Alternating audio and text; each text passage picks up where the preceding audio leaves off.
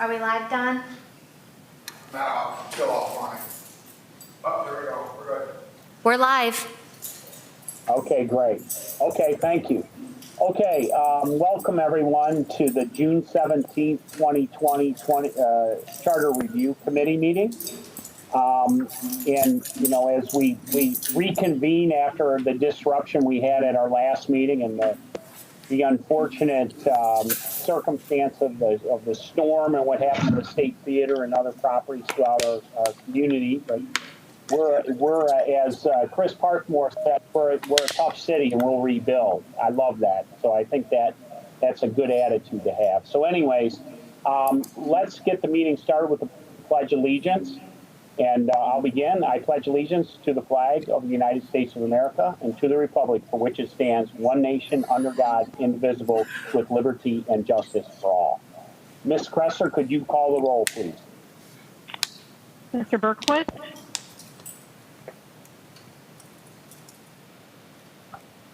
I do see him. Ms. Castile? Here. Mrs. Corso? Here. Mrs. Guerra?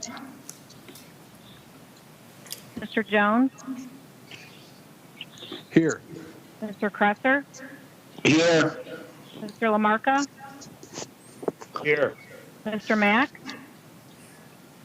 Here. Mr. Meredith? Here. Mr. Melky? Here. Ms. Murray? Here. Ms. Sortino? Here. Mr. Whalen? Here. And Ms. Andel is absent. Okay. Okay, thank you. The next item on the agenda is the approval of the June 11, 2020 minutes that were circulated in advance of this meeting. And so I would ask if there are any comments or corrections to those minutes. And hearing none, I would entertain a motion and a second to approve the minutes as submitted. So moved. Jeff Burke was second. Okay. All those in favor signify by saying aye. Aye. Aye. Aye. Aye. Sign. Okay, those minutes are. Okay. Next up is audience participation. Ms. Kresser, are there anything to be read in the record at this time? I did not receive any questions or comments, no. Okay, great. We'll note that. And then, okay, so then that takes us to item number 5 on our agenda. And we have Assistant Professor Dr. Ashley Nichols, who is a professor of political science at Kent State University. Dr. Nichols' research centers on issues of power, social equity, and democratic participation, working at the intersections of urban politics, nonprofit and voluntary studies, and public policy and administration. Her area of specialization is community development, broadly defined. She holds a PhD in public affairs with a specialization in community development from Rutgers University. And so we're so happy to have her with us here tonight. And she is going to provide us with information and a presentation on forms of municipal government. And this is part of our education session around the issue of the city's form of government and some input that we've received from the community in terms of the potential to modify our form of government. And most notably, the ward system has been raised as a potential alternative. And so we've invited Professor Nichols to join us tonight and to provide us some information. And so I would like to welcome her, and then I will turn it over to you, Professor Nichols.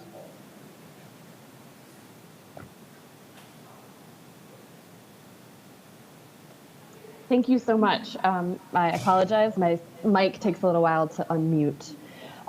So I'm going to share my PowerPoint. And I want to start by first saying thank you to all of you for inviting me to talk about this work. and discussing form of government. I'm really interested in, as my bio may have suggested, different institutional forms and how different institutional forms impact how people engage in local government. So I'm interested in civic and political participation and so on. This presentation is informed by research that I've done in the fields of public administration, specifically local government, political science, specifically thinking about local government form and voter participation and so on. While I did do a quick review of the literature in economics and law, those are not my primary areas of expertise, so they do not come up in any significant way. My areas are primarily in the space of public administration and political science. So I want to make sure that that's kind of front and center so that you all know where I'm coming from in presenting this information. So I want to start by just acknowledging that in terms of government form, there is no real one way to talk about government form. So if you go to, for example, the ICMA website, you are going to see a list of different forms, typically 5 different forms of government. But if you're talking to people in political science, you might have a different categorization or typology that is used to talk about different government forms. So you might, a council manager form of government might be used synonymously with city manager form of government.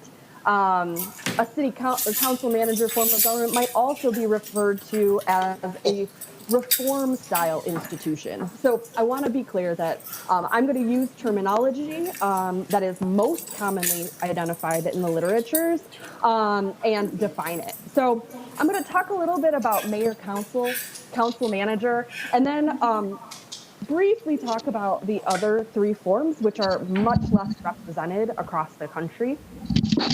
And then I'm also going to highlight some additional structures. And this was in the ask to me about how I provide this information around what these other structures might mean in terms of how they inform form of government discussions, right? So I'll talk briefly about at-large versus district or ward elections.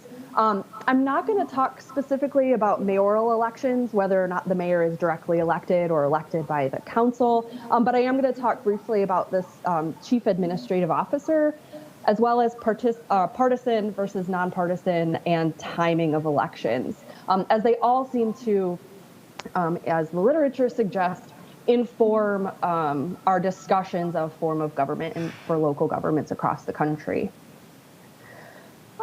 In order for me to talk about these things, I want to really emphasize that much of the discussion about form of government is about trade-offs and evaluating different considerations.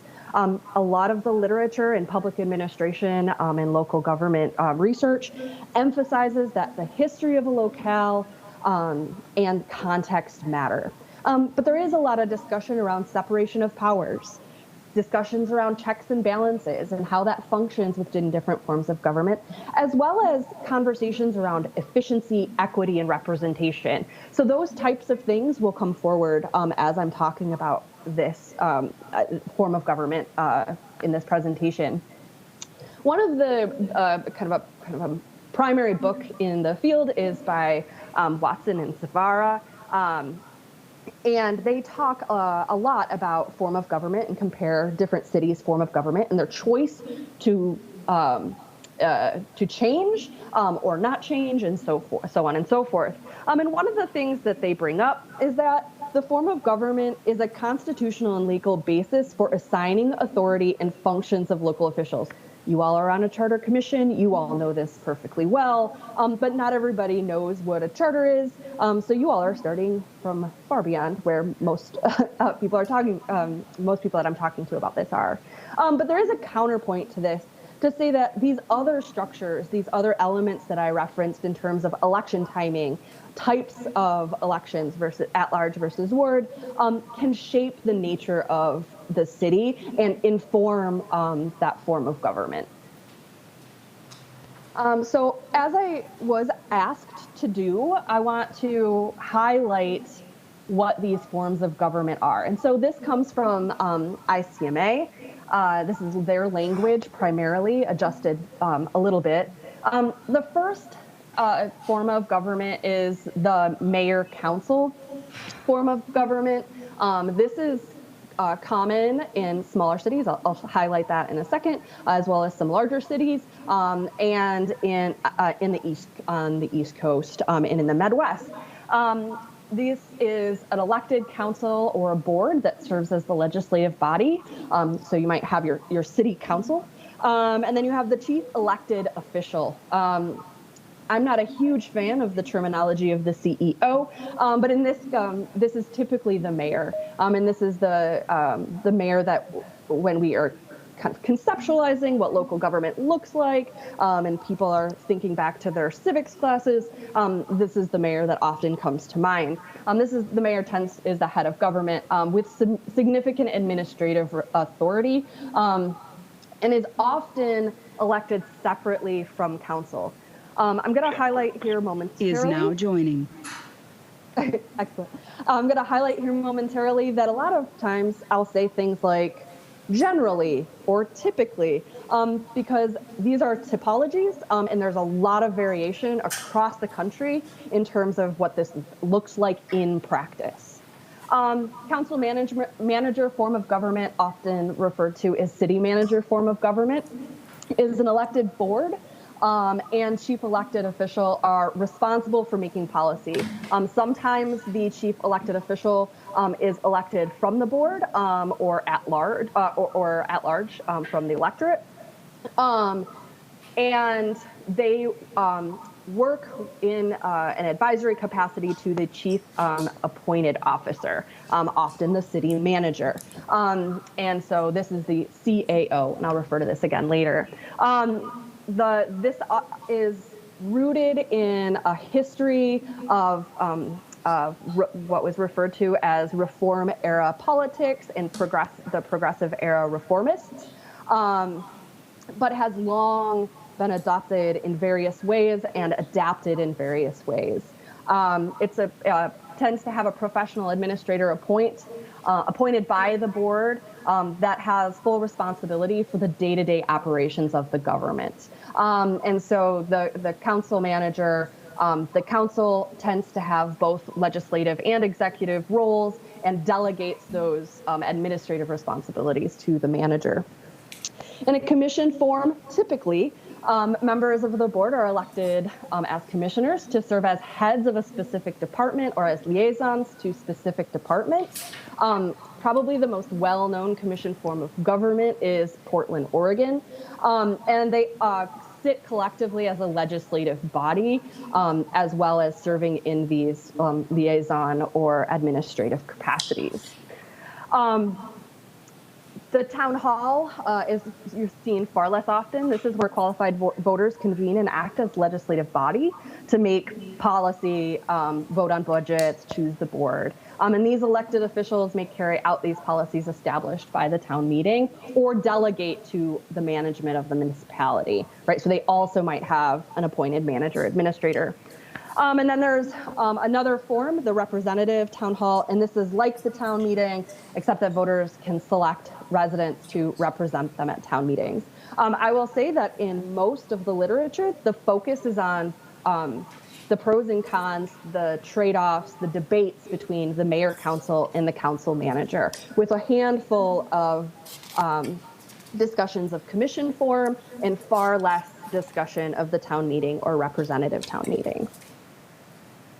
In terms of basic comparisons, This is just a visual representation of what I was just talking about in terms of the organizational structure of the mayor-council organizational form versus the council-manager organizational form. So if you're thinking about the voters, those people who are showing up, that are living in your community and actively participating in their governance of their city through their ballots, they, in the mayor-council, are voting for both the mayor and the council. And in terms of council manager, typically voting for the council, where the council then appoints manager, who then oversees the department heads. In the mayor council, the voters elect the mayor and the council, and the mayor is the primary person to whom department heads are responsible. And as you can imagine, these different forms have trade-offs, right? So there's different types of tensions in different types of structures. Neither is perfect. But thinking about it by the numbers, thinking about what this means, or what we know about forms of government, because we know that especially at the local government level, we're really interested in what other local governments are doing, and trying to understand how we can both avoid the pitfalls of place A and try and model the place B. And we don't always agree on what place A and place B are. In terms of ICMA does a survey of, there are currently approximately 12,761 municipal governments that ICMA has on its record based on the Census of Governments. And their most recent report that came out is 2018 survey of local government officials. And they had the number that is here, the 4,000, isn't quite accurate. They had a little over 4,000 respondents. So it was about a 32% response rate. So keep that in mind when I'm presenting these numbers. It's not 100%, it's not the full population of local governments, but this is 32% of governments that responded to the ICMA survey. They asked in their survey about current form of government. 38% currently have a mayor-council form of government. 48% have a council-manager form of government. And 3% have a commission, 8% town meeting, and 2.3% a representative town meeting. This is an older, so this one is from 2018. This is from 2008, so this is older data. I apologize, but this is the best I could do in the moment. In terms of doing a breakdown, not just based on general percentages as provided here, but based on similar data from ICMA from 2008 on distribution of these forms of government by population size. And so I am of the understanding that Sandusky is somewhere in, this I believe has now dropped into the 10,000 to 24,999 range, would have been in the 25,000 to 49,999 range previously. And as you can see, the majority of those local governments have a council manager form of government. In general, in 2008, you could see that the split was a little closer. So in terms of being tasked with thinking about pros and cons, it's complex, right? So I go back to much of the research, doesn't have a very clear, this form of government is best, because context, local context matters. The history of the space matters. And I'll go into that momentarily. But there are arguments that tend to support the mayor-council and oppose council-manager, and to the contrary, support council-manager and oppose mayor-council.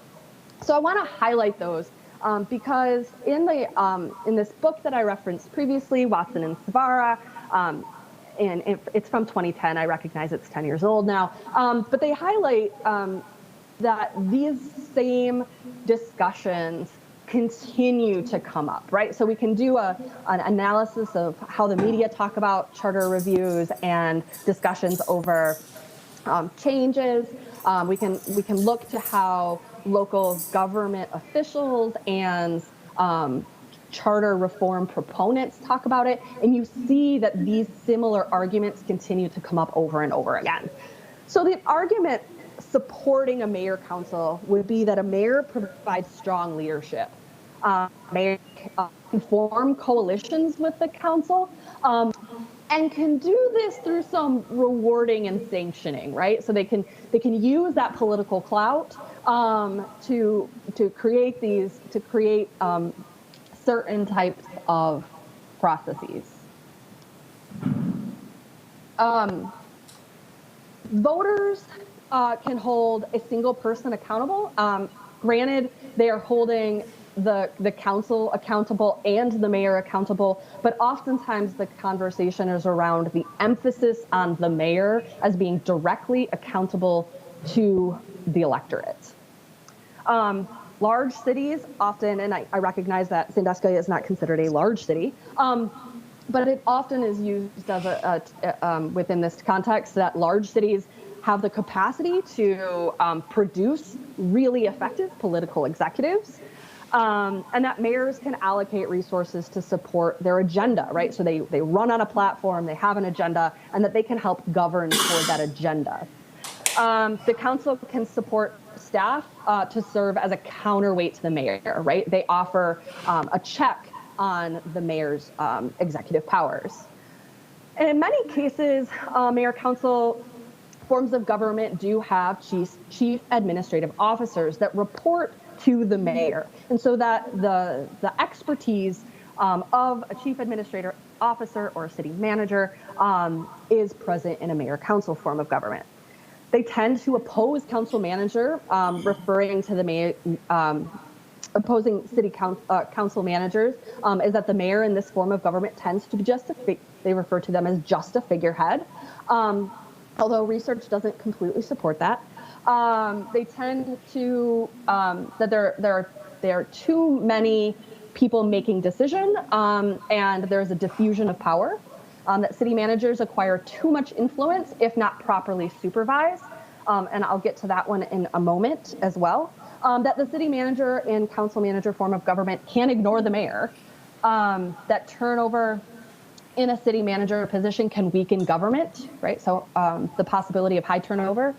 And having city manager does not guarantee competence of high ethical standards. So one of the typical kind of reform rooted in the history of the reform movement was that city managers would be ethical, would be educated, and would hold local government to a higher standard than had previously been seen. And the argument has been that is not a guarantee. On the flip side, right, there are discussions about council managers, support for council manager in opposition to mayor council. So what you tend to see in terms of these discussions, whether this is through empirical research, through the media, or through elected officials talking about these pros and cons, that the support for mayor council tends to use the argument that a mayor is a visionary, right? That they can facilitate leadership and build partnerships with this form of government. That the mayor is a leader of the council and a symbol for the community. So it's a reaction to this idea of the figurehead, and instead of being referred to as a mere figurehead, is instead seen as a symbol of community leadership and unity and partnership. And a few others, the city can establish long-term goals and maintain continuity of commitments, right? So there's an emphasis oftentimes on stability of the council manager form of government. Again, there's some tensions there, right? So if you have regular turnover of your city manager, it might not be as stable, but you tend to have that argument.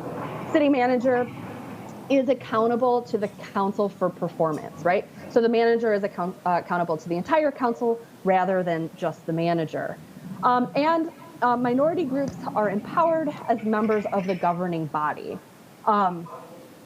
in terms of opposition, I apologize, this is inaccurately labeled. In terms of opposition to the mayor council, these arguments tend to go that the council performance of the governing board is weak, that conflicts between the mayor and council can be common, that professionalism can be a challenge.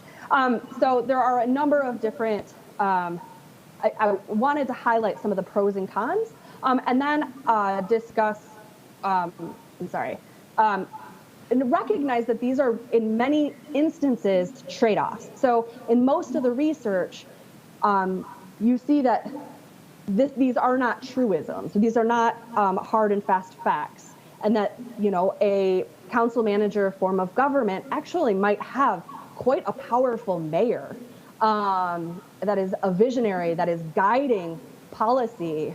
And on the flip side, you might have a mayor council form of government that has a very powerful chief administrative officer that is been there for a long time and offering many of the benefits of what we have come to identify as the professionalism of a certified city manager.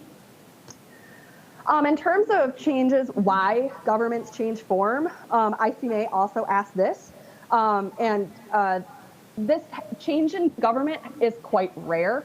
So only 4.8% of their respondents indicated a change in government form, or that indicated that a change in government form was even proposed. But if a change in government is proposed, the majority approve that change. So 63% report that the change was approved. And one of the other questions that kind of is a follow-up to that is, if you did change your government, what did you change your form of government to? And as you can see, I didn't pull out all the, as you can see, I didn't pull out all of the data, but you can see that 67.5% changed their form of government in that, as reported in that survey, to a council manager form of government. So why cities change form? And again, this is what I keep coming back to. Context really matters. So in some spaces, there are partisan political motivations. So for a long time, it was perceived that that reformist forms of government tended to align more closely with Republican values. That a city manager form of government tended to align more closely with a pro-growth, pro-business, which also tends to correlate with Republican agenda. That is not necessarily the case, and a lot of the research suggests that this can go multiple ways. And that in some cases, there is partisan motivations to move to a strong mayor form of government, to break quote unquote democratically strong spaces, even if they are technically nonpartisan. Demographic changes and calls for better representation within government.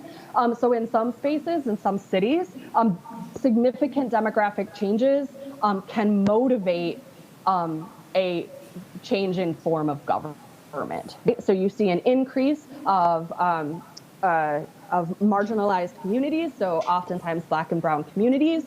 You see an increase and calls for better representation of their voices on governing bodies. And so you can see that mobilization toward change in form of government coming from those demographic shifts.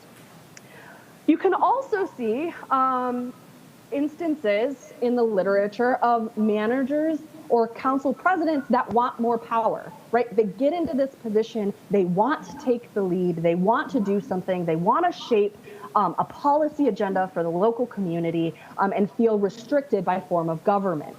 And so in some instances, those former managers, council presidents will mobilize to change form of government toward a mayor form of government.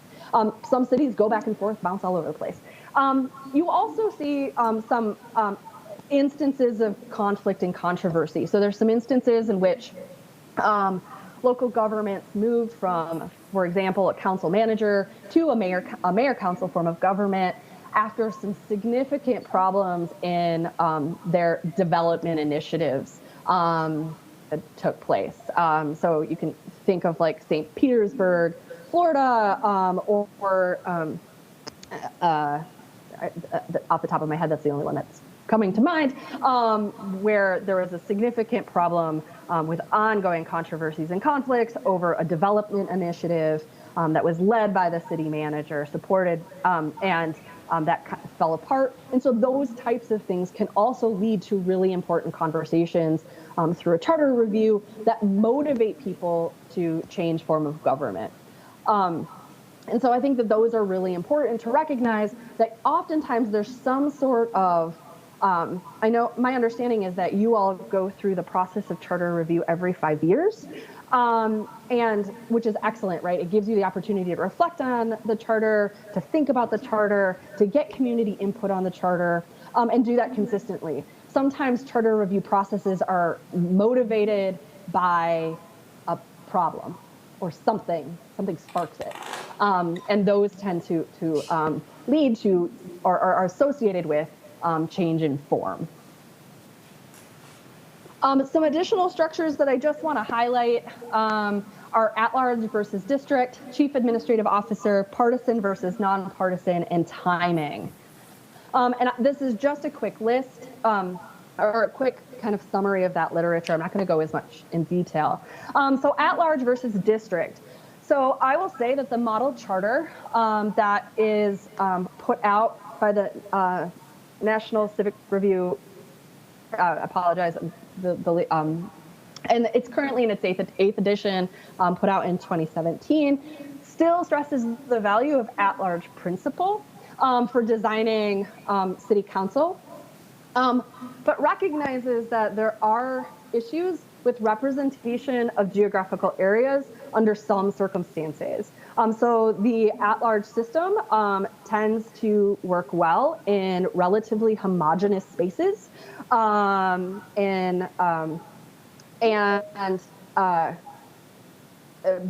it also tends to offer consistency, right, of access.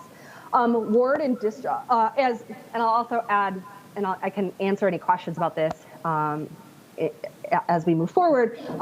It also tends to reduce infighting and challenges among council members. So you tend to have a more congenial council when they are voted at large. However, ward and district-based elections, and that's 32% of local governments elect some or all of their members via ward or district. So it's not a majority. But as you can see that you you see an increase as cities get larger. There is a persistent finding in the political science literature in particular that racial and ethnic minorities are aided by a ward-based system as opposed to at-large elections. And that is in part because it offers opportunities for racial and ethnic minorities to have a more active role in electing their local officials. And you also tend to see more voter participation in those spaces. So oftentimes at-large elections are perceived as diluting minority positions. There is some evidence, however, that in, for example, inner ring suburbs that have seen significant demographic shifts and are predominantly Black and brown, are now there are discussions around whether or not changes to at-large would diminish the number of Black and brown representatives in on their councils. So there are things to consider, but what tends to happen is if you have a large enough minority population, ward-based systems tend to provide those opportunities from a voting perspective. But they do have challenges. You tend to have, there's the risk of particularism, where a manager or a council member is primarily interested in representing only their ward and less interested in working across the council. But those are all trade-offs, and it's not, again, a hard and fast rule that happens. So I think in all of these situations, I suppose my primary goal is to emphasize that everything is a trade-off, as there's a lot to take in. A chief administrative officer, sometimes referred to as a mayor's chief of staff, or sometimes used synonymously with city manager, is responsible for the management and day-to-day operations of the city. About 75% of local governments have a CAO, right? So a lot of governments have a CAO, and that includes more than half of the mayor council local governments. So even in mayor council local governments, many of them, more than half of them, have CAOs. A few other things to consider, as I mentioned, this is primarily pulling off of political science literature. When cities hold on-cycle elections that run concurrently with presidential elections, turnout averages 36 percentage points higher than off-cycle. So if one of your goals is increases in voter participation for your elections, on-cycle elections can turn out more votes. And it's considered to be, within the political science literature, a very valuable structural form to consider, and was not something that I was asked to consider, but I'm putting it in there. No effect. There's also research that there's no effect of nonpartisan elections on the degree to which partisan affiliation shapes the vote choice. So rather, an official nonpartisan election, many local governments have nonpartisan elections, voters still receive cues through the media about a partisanship or who they're going to vote for. So even if it's formally nonpartisan, voters are still looking to other cues to identify partisanship or other cues, and in some instances looking to racial cues for informing their vote choice. Lack of partisan cues can advantage incumbents, right? So not having partisan cues can help out that person that is running because they're known to the challenger. Competitive elections, again, thinking about whether or not which are more common in mayor council cities, tend to correlate with higher voter turnout. So again, if you're interested in high voter turnout, it tends to be correlated with competitive elections and mayor councils in mayor council cities, but it's not a guarantee. Many reform institutions, right? So thinking about council manager, nonpartisan, off-cycle elections, those tend to be considered reform institutions, can move policy outcomes toward majority interests and away from narrow or minority interests. So in thinking about representation and equity, those become really important things to consider, right? However, these findings are inconsistent and depend on local context, right? Coalitions in power in those local spaces and the type of issue being addressed. So in summary, there are arguments for and against each form of government. There are differences in impact from government form that tend to be historically and locally contingent. Local context matters. Other dimensions of structure are also important. Thinking about timing of your elections, partisanship, are you at-large versus ward-based elections, and then deciding on form and structure is in part a process of identifying values and evaluating your trade-offs. Right? So thinking about efficiency, effectiveness, representation, and all of those things. I have a lot of resources. This is just a handful, a snapshot of those that I directly pulled from that I'm happy to share if you're interested. But otherwise, I will turn it back over to you all. Okay. Well, thank you, Professor Nichols, for taking us through your PowerPoint and providing that background and information. What I'm going to do now is I'll open it up to the committee to see if there are any questions that anyone on the committee has while we have Professor Nichols with us this evening. So I'll open it up. Is there anyone on the committee that has any questions? And if you do, please speak up and we'll try to coordinate everybody so that we get all the questions asked and answered.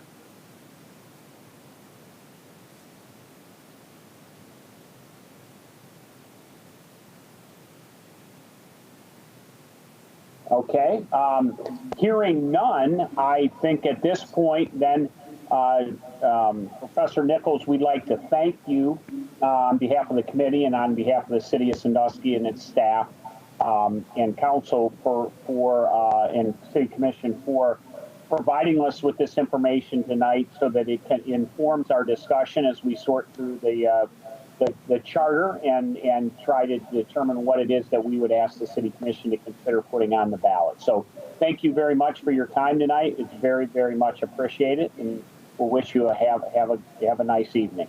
Thank you so much. I really appreciate the opportunity. It's been a great getting to know all of you. Okay, well, thank you. All right, then that will take us to item number 6 on the agenda, which is the review of the last about 22 sections of the charter, sections 66 through 87. But before I do that, I think let me take a pause and say, does the committee want to have any further discussion around the information that we just heard among the committee? I want to make sure I don't stifle any debate there. And provide the opportunity if there's any commentary that anyone would want to provide at this time. We'll open the floor up to that as well.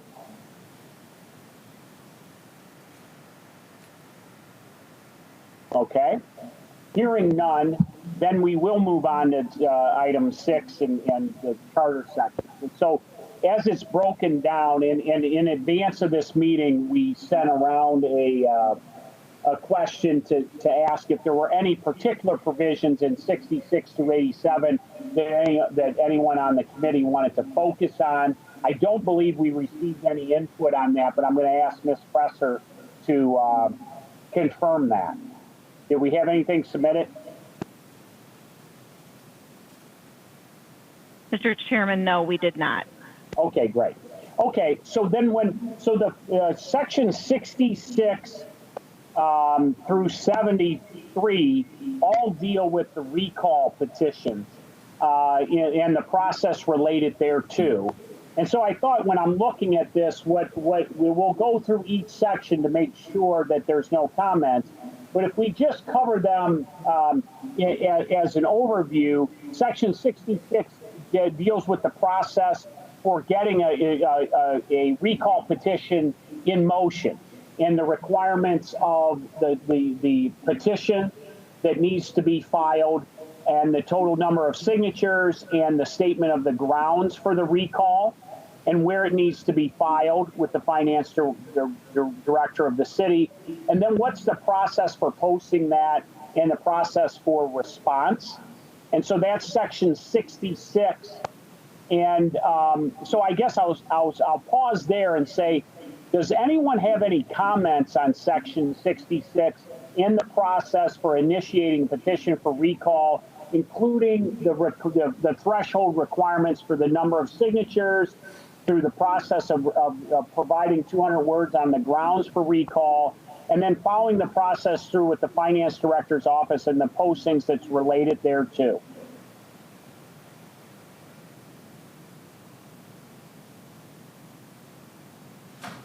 Okay, hearing none, I would suggest that we put that in the category that there are no comments on that, and this is not an item that would be considered to be voted on to move forward to the city commission.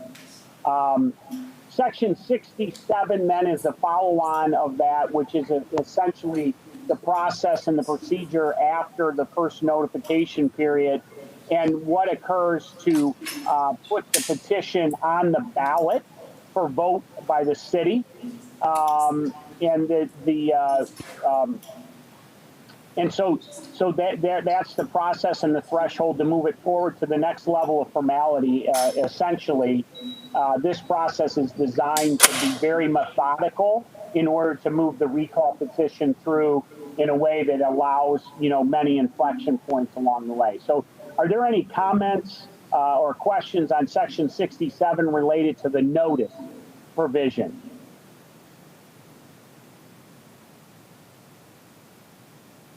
Okay, hearing none, I would suggest that the record reflect that we reviewed it. No comments or no initiation to have this change considered for section 67. And then section 68 is again the recall election. And this talks about the impact of a written resignation. And the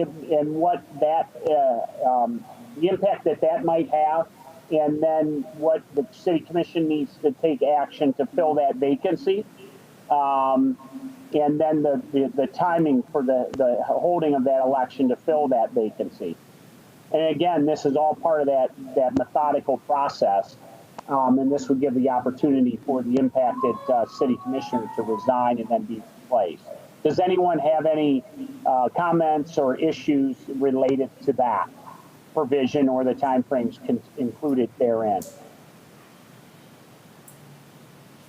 Okay. Hearing none, we'll mark that as having been reviewed with no comment and no initiation to move that forward as a potential change to the charter. Section 69 deals with the form of the ballot. And the requirements that would be on the ballot if the matter was put to a vote of the city, the citizens of the city. Are there any questions, comments on the ballot provision number or section 69? Okay, hearing none, we'll mark that we reviewed that and there are no requested changes or comments. Section 70 deals with filling of the vacancies as part of the recall process and how that process would be met out and how the replacement would be ultimately elected and what happens if there's more than 2 commissioners that were subject to the recall and how that process would work as well. And again, part of the methodical process, the beginning and the end, the recall, the petition, the vote, and then the filling of the vacancies. So section 70 deals with filling of the vacancies. Are there any questions, comments, or suggestions for section 70, filling of vacancies related to recall petitions? Okay, hearing none, we'll mark that we considered it. There were no comments or questions, and the item would be marked in the category of no changes. Section 71 is counting the votes, and that essentially the process for how votes will be counted in this process. And so I'll ask, are there any questions or comments related to the voting or counting the votes as set forth in section 71 of the city charter? Hearing none, we'll mark that we considered this. There were no comments or questions, and the matter will not be one for which we would take a vote to pass on to the city commission for consideration of a charter change. Section 72 deals with the effect of resignations as part of this process. And what this one does basically, if someone after the election is started resigns, then somebody can be appointed to sit in their spot, but the proceedings, the recall proceedings will continue to their end. And since an election has already been in place, those successors will be elected through that process. So is there any questions or comments on that section 72 effect of resignations? Okay, hearing none, we'll note that we considered it. There were no questions or comments, and we will not move forward with any changes to Section 72, effective resignations. Section 73, miscellaneous provisions, deals with what the ramifications are of a person who is removed by recall, and indicates that they would not be eligible to be appointed for a period of 2 years after the date of such recall. And so I'll pause there and see if there's any questions or comments on Section 73 miscellaneous provision, which deals with the impact of a recall on eligibility for further service on the City Commission. Hearing none, we'll note that we did discuss it and there were no comments or questions, and there will be no action on that to change that provision in the charter.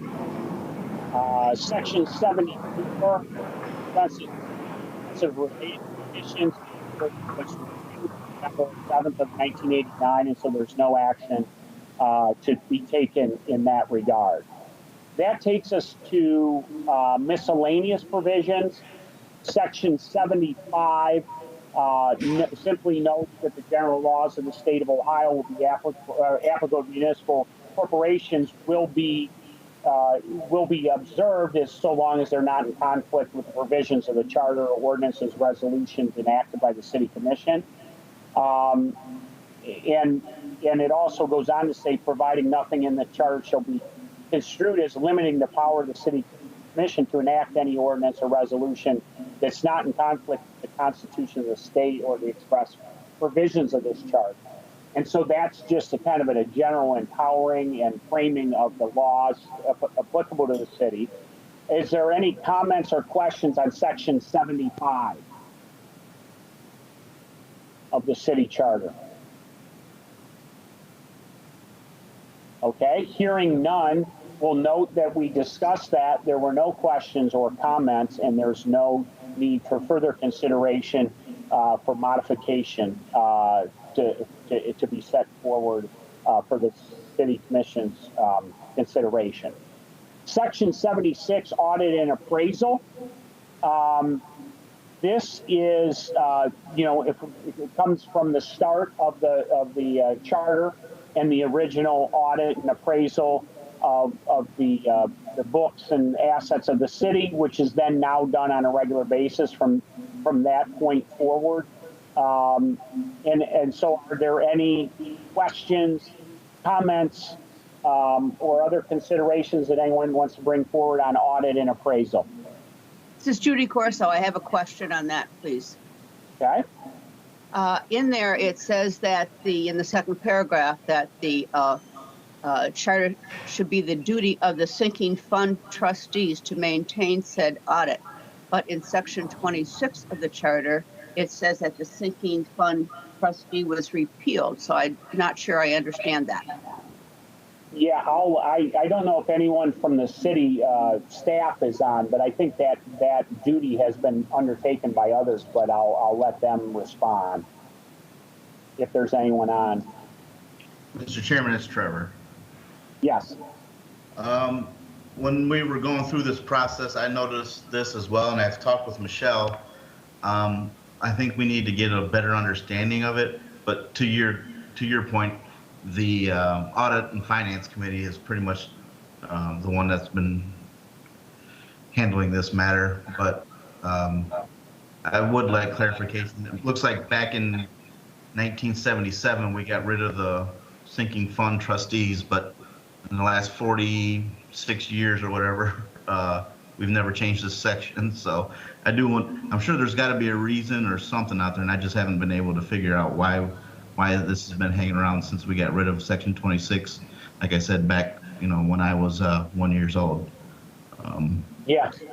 And I assume that we may want to go back and look at the when they repealed the sinking fund. There may be some evidence in there of who takes on those responsibilities. But as I said, that it's being done. It's just being done as Mr. Haber pointed out by the Audit Finance Committee or the Finance Committee for the city. Is that right, Mr. Haber? Correct. Okay, great. All right, we can get more information on that. Let's clarify that for our next meeting on July 6th, if we could. Thank you. Okay, thank you. All right, any other questions on section 76, audit and appraisal? Okay, hearing none. Section 77, ordinances continued in force. And this is, really kind of a savings clause that at the time, as I read it, Mr. Haber, correct me if I'm wrong, that, the ordinances already in effect were saved and brought forward just to make sure that's clear at the time of the adoption of the charter. And so I'm not sure that it has any continuing kind of relevance, but it's just one of those vestiges that remain in the charter.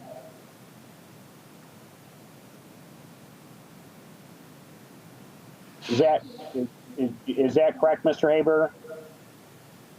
Sorry, I have to unmute myself. Yes, that's correct. Okay. And so section 78 and 79 are similar provisions that, basically I put them in the category of savings clauses that indicate that when the charter was adopted, the things that were already in place that weren't inconsistent therewith would remain in effect. And including in section 78 deals with president officers, and 79 deals with contracts and vested rights. And so those are just intended to indicate that they are carried forward. And I think that is the primary purpose of section 78 or 77, 78, and 79, that they just made sure that it was clear at the time of the adoption of the charter that things that were currently in existence and officers currently in existence not in contrast to or in conflict with the charter would remain in effect. I just asked Mr. Haber to affirm that as well. That's correct. Okay. And so with that explanation, section 77, 78, or 79, are there any questions on those questions or comments or requests for modification?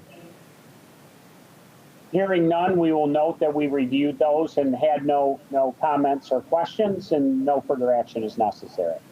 Section 80 is the oath of office, and it just sets forth the city commission and city treasurer, et cetera, will have to take an oath of office at the time of their appointment. And so I'll ask, are there any questions or considerations that anyone wants to bring forward on that? Hearing none, we'll mark that we reviewed that. There were no questions or comments, and no further action is necessary at this time. Section 81 was repealed, and so there's nothing to do there. Section 82, amendment of the charter, walks through the process of how we can bring forward amendments to the charter outside of the city, the charter review, the regular charter review. And amendments must be submitted to electors of the city by a 2/3 vote of the city commission upon petition signed by 10% of the electors of the city. Setting forth any such proposed amendment shall be submitted by such city commission. So the voters have the opportunity to put something on the ballot as well. And then it sets forth the provisions as to which election that the suggested change would be submitted, and the process related thereto. And so I'll stop there and ask, are there any questions, comments, or suggestions with respect to section 82 outlining the process for the amendment of the charter?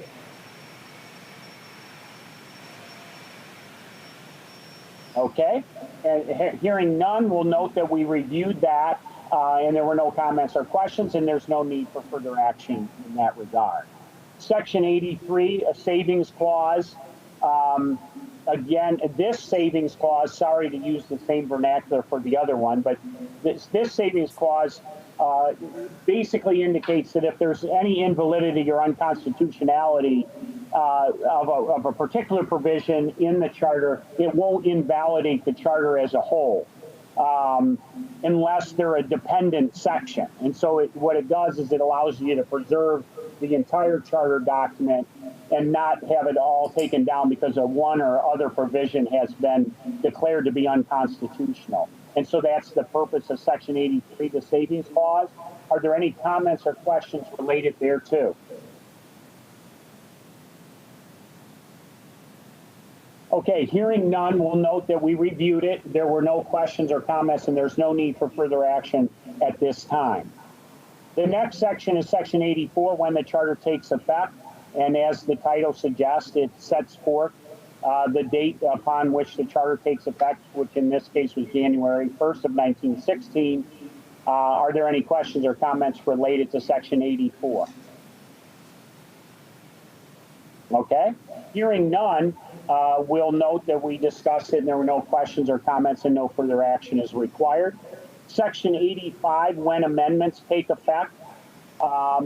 This, as the title suggests, covers the process or the effective date of amendments to the charter after they've been approved by the electors of the city. And I did have a question on this. And the amendment, the phrase in there, in the amendments to the said charter approved by the electors of the city on November 6, 1993, shall then be repealed and shall be of no force in effect, except that any powers exercised thereunder shall continue to be valid. Do we know what the history is behind that? I tried to find it, I couldn't. But Mr. Haberger, could you offer anything on that? I cannot on that one. I can look into it and maybe have something, hopefully if we have something in our files, maybe for the next meeting. Okay, great. If you see Mr. Haberger at the Sandusky Library late at night burning the midnight oil, you'll know why.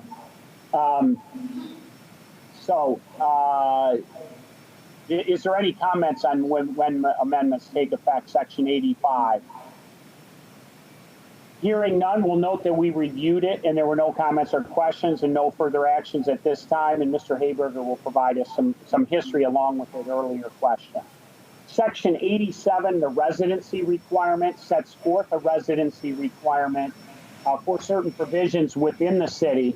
I'm going to ask Mr. Haberger to provide us a little more color on this because this is one of those provisions that has some constitutional or unconstitutional overlays to it that I would ask him to provide us with so that the committee is fully informed.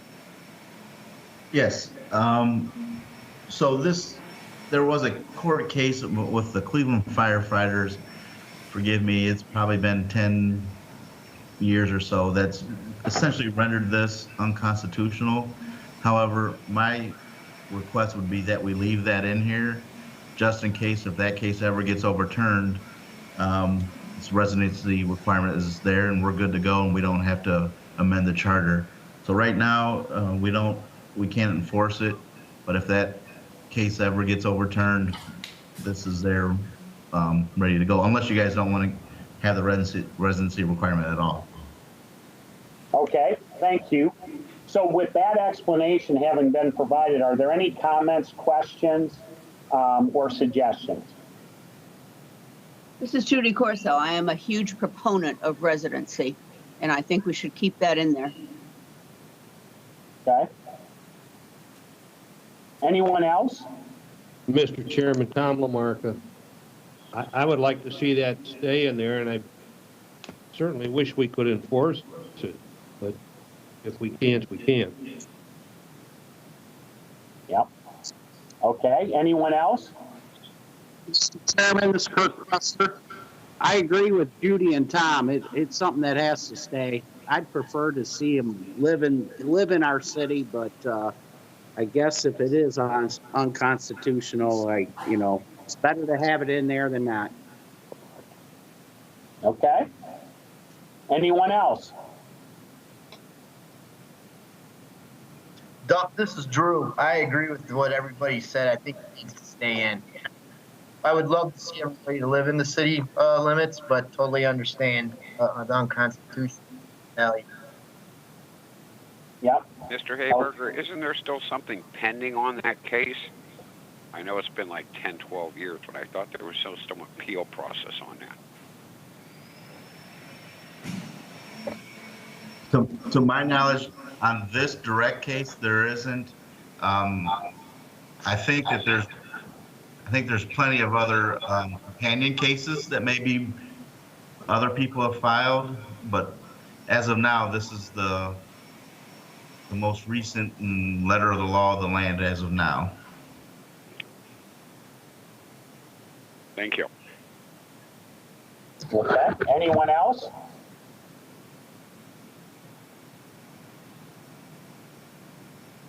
Okay, I think the progress that we've been making in the city over the last several years and over, it's a great place to live, and that's the best way to get the residency requirement in place, notwithstanding the prohibition there of the unconstitutionality. So I would agree we need to keep that in there as kind of a statement of philosophy, if nothing else. One more thing, Mr. Chairman. Sure, go ahead. This is Connor Whalen. Can we get some clarification on where it stands?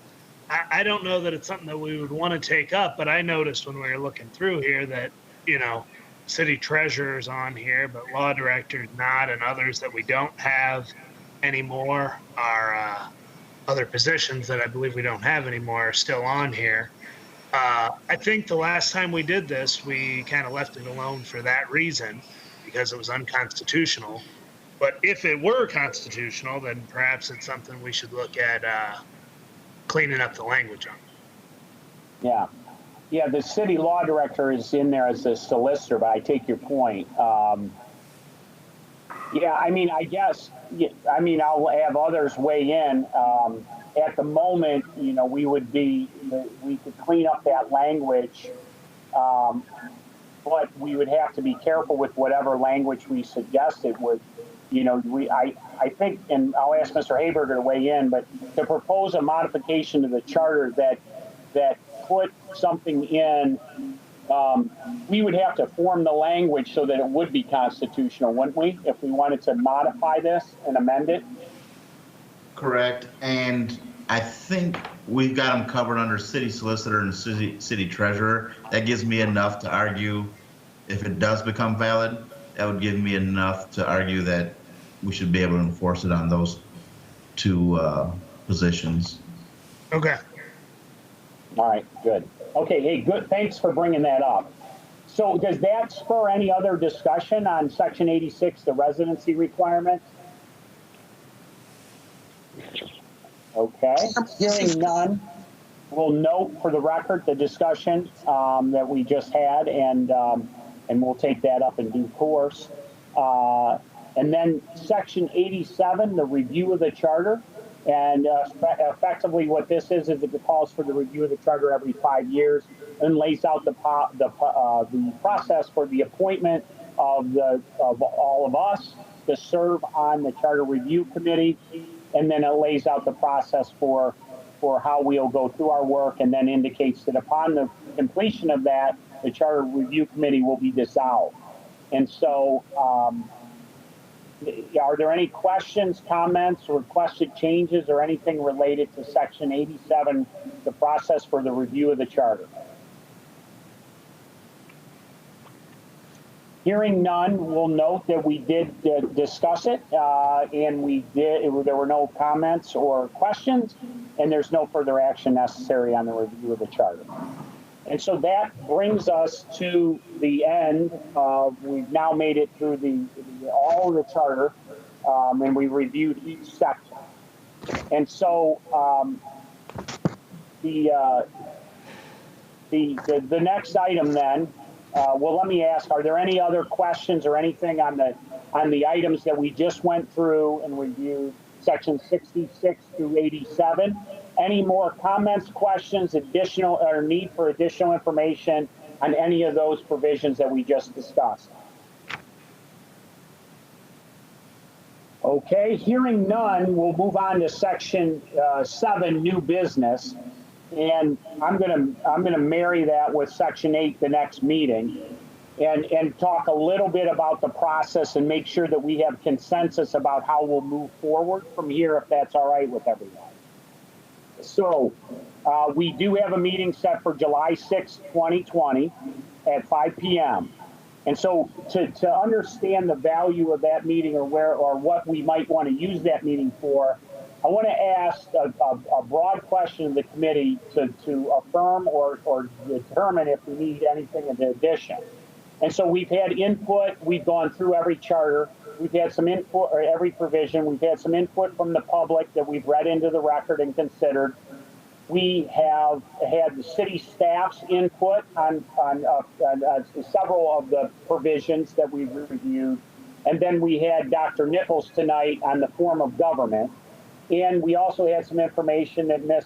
Presser pulled together for us on, what other cities were doing and information on the cost of our publication and salary information, et cetera. And so that's the whole of the information that we've had before us. And so I wanted to just ask a question to the committee. Do we have all the information we need in order to utilize the July 6th meeting to take up in earnest a vote on the provisions that we've set aside for consideration of moving forward to the city commission to consider them as potential changes to the city charter? So the question is, does anyone believe that or feel like we need additional information?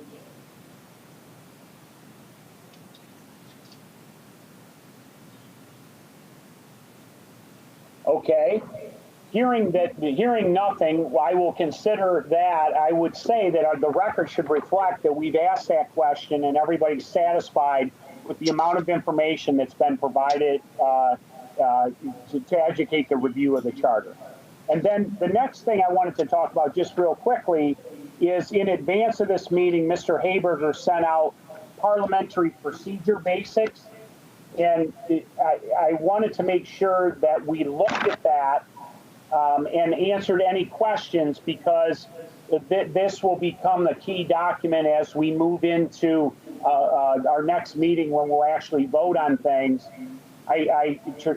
Haberger and I talked. I want to make sure that everybody knew the rules of the road and had an opportunity to review them and study them and consider, how the motion practice works and what the threshold for voting is in order to head off any potential disputes about that process when we were in the meeting.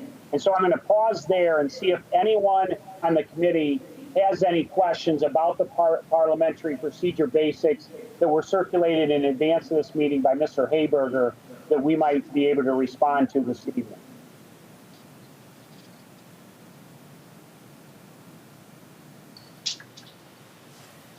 Okay, hearing none, I will close that issue. And then the last issue with regard to the July 6th, and I'm going to ask Ms. Presser this. I think in order to make that meeting productive, that what we would need to do is to take the sheet we've had following each one of these provisions and pull together those provisions that, through the minutes, et cetera, have risen to the top for consideration of an approval, to send forward to the city commission. And with that, and then I think that could be circulated in advance of the meeting. And then when we got to the meeting on the 6th, what I would suggest the following process. We would have a list of the items that we have decided that we do not recommend any changes. And we would vote on that to make sure that there's nothing on there that anybody wanted to pull off there for consideration. And then we'll establish that, and then we'll vote, then we'll take the provisions where potential changes are requested, and we'll go through each one of those and give an opportunity for debate and then a potential vote, and then a vote, and then at the end of that process, we will have clarified those items that we want to move forward to the city commission. Does that sound like a fair process to everyone on the committee? Jeff Berkowitz, yes. Yes, it does. Yes. Okay. Yes. Anybody object to us proceeding in that way? Mr. Chairman, this is Kurt. Yes. What are the chances of we getting together face to face on this? Because I feel if we were all sitting in a room face to face, we'd probably be a little more productive than sitting in our houses. I mean, that's the most important stuff that we need to talk about. I agree. And what we've tried to do, Kurt, is to kind of go through, get as much done as we could. I completely agree that if we can we need to get in the same room for the vote. And so we'll need to kind of iron out how we do that. I know that there's been other meetings, where social distancing has been observed. And I'll ask Ms. Kresser, is it possible for us to have the city commission chambers? I know I've been to other meetings in there where social distancing was observed with masks, et cetera. So what can you tell us about that? So, yes, Chairman Milky, we have not been having meetings in there with 10 or more people, and that was effective through the end of this month. So I'm hopeful that those restrictions would be lifted for us July 1st and that we could meet face-to-face on the 6th. If we did still have to distance the members, since there's 14 of you, we may have to put some at the commission table and some at the staff table in order to get everyone on camera, but I'm hopeful that we'll be able to accommodate that for you. Okay. So for an aiming point, can we say that for right now, subject to what you just said, we're going to aim for an in-person on July 6th so that we can go through that voting process that I just described? Correct. Okay, great.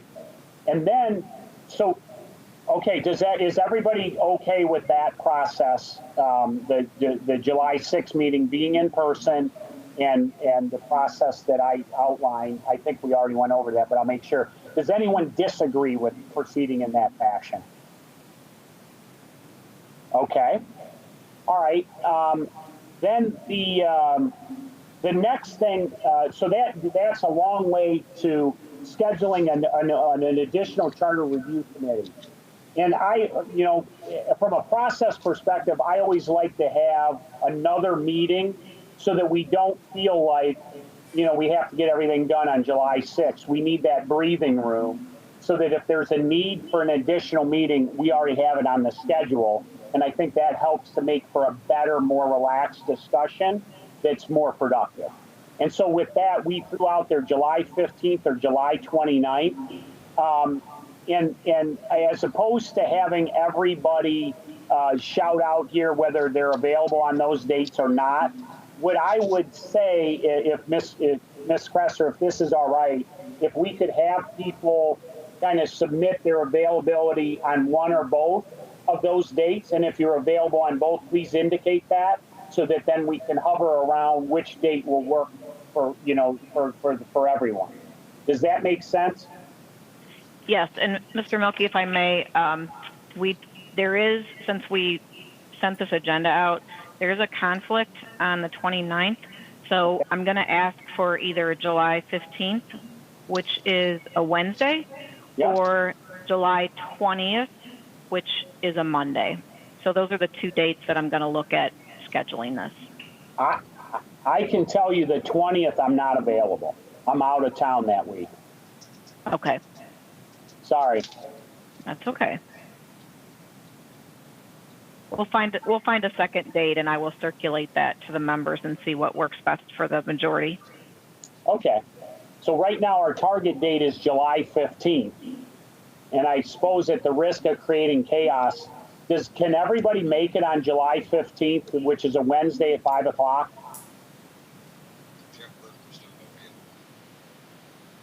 This is Lisa. I'm available. This is Drew. I'm available. This is David. I'm available. Is there anyone that can't make it on that day?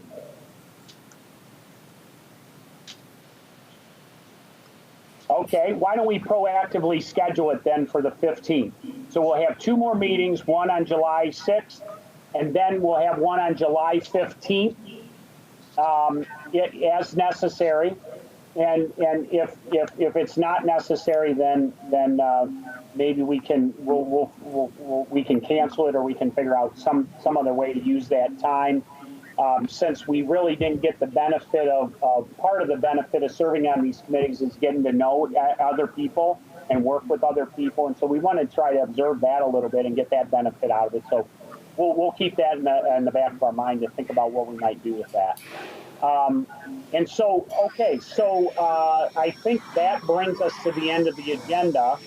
And so Kurt Lesser always asks me what the homework is.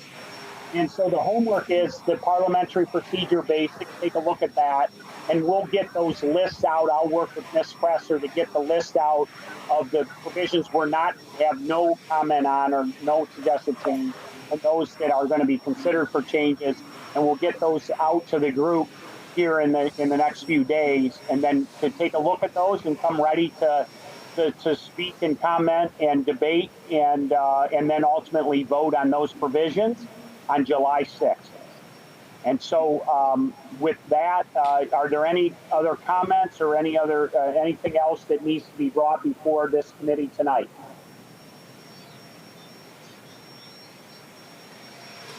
Okay, hearing none, I would entertain, wish everybody have a good July 4th. We won't see you before then, or talk to you before then unless we're around town, so have a good July 4th. And I would entertain a motion and a second to adjourn the meeting. Alex Jones, so moved. Okay, do I have a second? Mr. Chairman, Jeff Burke was second. Okay. All those in favor signify by saying aye. Aye. Aye. Aye. Opposed, same sign. Okay, we stand adjourned. Thank you, everyone.